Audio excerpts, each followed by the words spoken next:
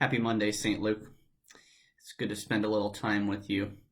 I'm sitting at home and I'm in one of my favorite places in our house. I'm really impressed by the work that Crystal has done to decorate the house, but one of the reasons why this is my favorite spot are the pictures that you see behind me. These pictures are of special people, special memories, special moments in our life.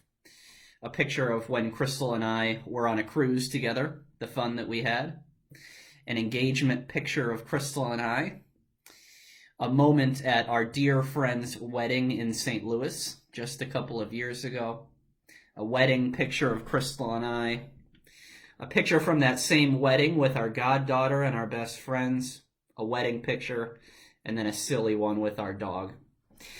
These are just fond moments. This is a comfortable, special place for me. I love looking back on these memories. We've just come through a weekend with tears, but with joy and with celebration. As our leader of so many years, Barry, celebrated his last weekend among us for a while. And we looked at the parable of the talents from Matthew chapter 25.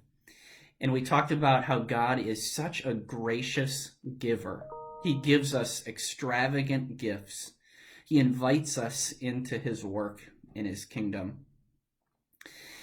And so as we think back on this last weekend, as we think back on so many years of being served by Barry, of God's faithfulness to us through him, and how Barry has invited us to participate in God's work, I want to set that challenge before you again today.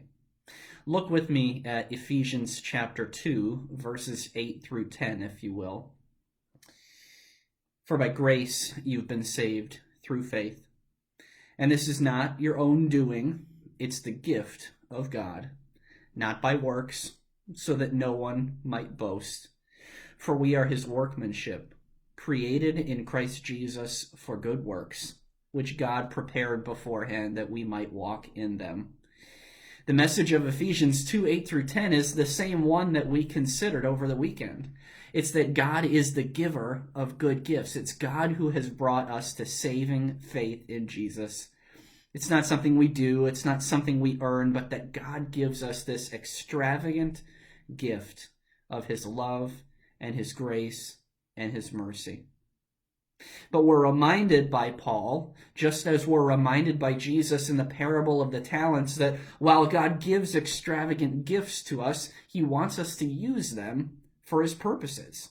Ephesians 2, verse 10 tells us that we are God's workmanship, created in Christ Jesus for good works, which God's prepared that we might walk in them. We talked in the parable of the talents about how God gives us gifts, but then expects us to use them for his purposes. Barry has, for so many years, set before us the invitation to participate in God's work, and that continues today.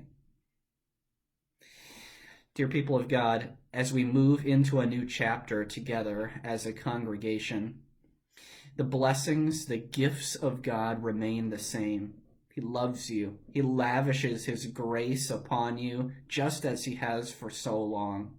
And as he's drawn you to faith, as he's given you faith in his Son, so too he sends you out.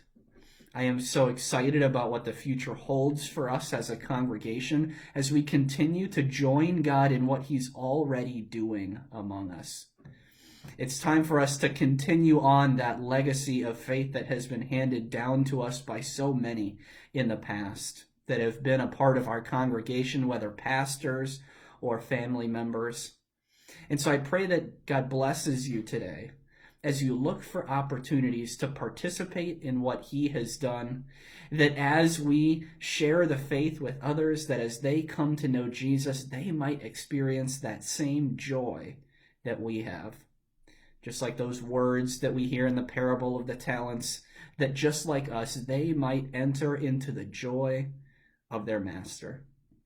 God's blessings to you today and in the many days to come as we continue on in our life together as God's people at St. Luke.